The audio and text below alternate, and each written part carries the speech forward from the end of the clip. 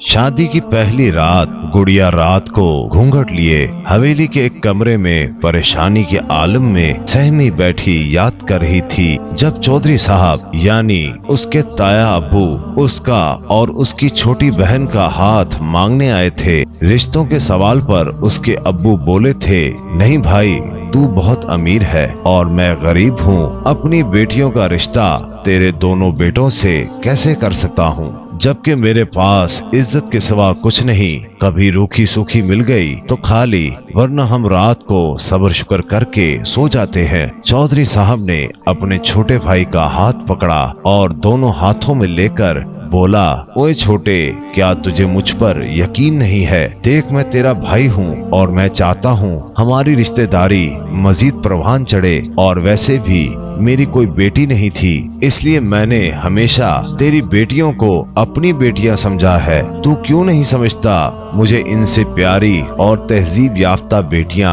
और कहां से मिलेंगी? चौधरी की दलील पर गुड़िया का अब्बू बोला, भाई, तू मेरे लिए बाप की जगह है, लेकिन मुझे डर ये है कि मेरी गुर्बत हमारे प्यार की मिठास को फीका कर देगी, क्योंकि मेरे पास अपनी बेटियों को देने के लिए इज्जत की चादर के सिवा कुछ भी नहीं है। चौधरी साहब इस बात पर नाराज हो गए और बोले, यार, तुझसे जहेज किसने मांगा है? मैं तुझसे बेटियां मांगने आया हूँ। देख, मैं अपनी झोली तेरे आगे फैलाता हूँ, मुझे खाली हाथ न जाने दे। मैं बड़े मान से तेरे पास आया हूँ, मेरी इज्जत की लाज रख। गुड़िया के अब्बू ने चौधरी साहब को उठकर गले से लगाया और रोने लगा। रोते हुए बोला, भाई, मुझे शर्म आती है कि मैं तुझे खाली हाथ लुटा दूं, इसलिए मैं अपने दोनों जिगर के टुकड़े तुझे देने पर रजामंद हूँ, लेकिन ख्याल रखना, इनको कुछ हुआ तो मैं जीते जी मर जाऊंगा। दूसरी तरफ चौधराइन के घर सफे मातम बिछ गई, क्योंकि वो कभी गरीबों से मिलना जुलना अच्छा नहीं समझती थी, लेकिन चौधरी के हुक्म को टालना मौत को दावत देने जैसा था, इसलिए सादगी से शादी की रसूमात अदा कर दी गईं। चौधराइन हमेशा अपने बेटों के कान भरती कि इन कमी कमीनों से तुम्हारी शादी करके चौधरी साहब ने अच्छा नहीं किया, पूरे गांव में हमारी नाक कट गई। और तो और औरतें तो बातें बनाती हैं कि चौधरी साहब को किसी ने रिश्ता नहीं दिया, इसलिए गरीब घर में अपने बेटों की शादी की। अब शादी के बाद गुड़िया और उसकी बहन पर हमेशा जुल्म के पहाड़ तोड़े जाते। जब चौधरी साहब घर न होते तो तमाम मुलाजमों को छुट्टी दे दी जाती और सारा काम इन दोनों बहनों से करवाया जाता, ताकि ये खुद ही यहाँ से भाग जाएं। शादी के चंद ही महीनों बाद गुड़िया उम्मीद से हो गई। देखते देखते सास का जुल्म बढ़ता रहा और बच्चे की पैदाइश का वक्त आ गया।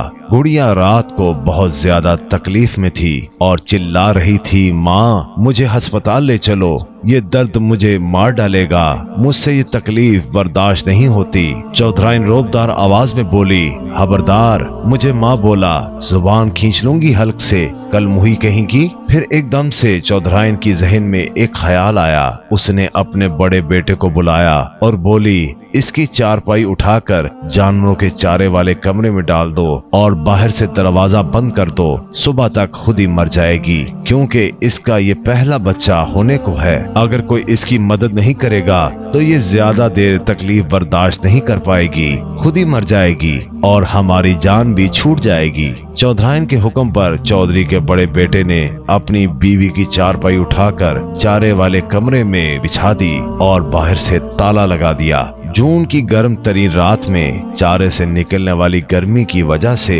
कमरे में बहुत ज्यादा हब्स था। गुड़िया को अपना सांस रुकता हुआ मालूम हुआ। गुड़िया पहले चीखी, चिल्लाई, मेरा दम घुट रहा है, खुदारा मुझे यहाँ से बाहर निकालो, मैं मर जाऊंगी। लेकिन किसी ने न सुनी। सब अपने अपने कमरे में जाकर सो गए कि अब सुबह तक ये मर जाएगी। गुड़िया को मालूम हुआ कि अब खुदा के सिवा उसका कोई आसरा नहीं है। गुड़िया ने अपने सर से चादर उतारी और दोनों हाथों से फैलाकर तकलीफ की हालत में अल्लाह को पुकारने लगी, ऐ मेरे मालिक, मुझ पर रहम फरमा, ऐ मेरे पाक परवरदिगार, मेरे हाल पर रहम फरमा, मुझे तेरे सिवा कोई दूसरा नहीं सुन सकता, मुझ पर रहम फरमा।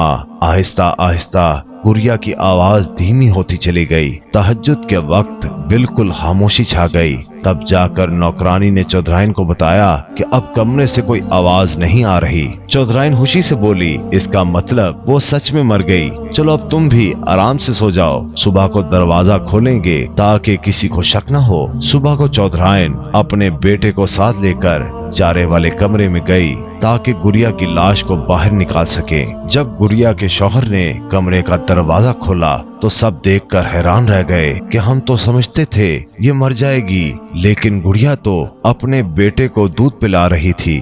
चौधराइन ये देखकर आग बगोला हो गई और गुड़िया को बालों से पकड़कर खींचती हुई बोली, अरे कलमुही, बता किसने तेरी मदद की? कमरे की चाबी तो मेरे पास थी, फिर ये बच्चा कैसे पैदा हुआ?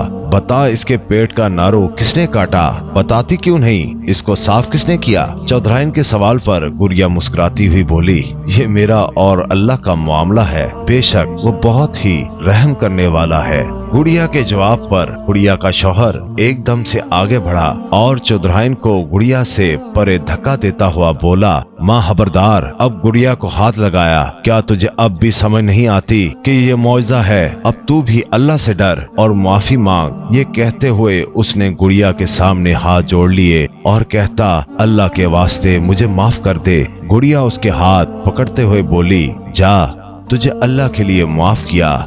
कहते हैं अब भी सारे गांव में मशहूर है, गुड़िया ने फरिश्ते देखे हैं।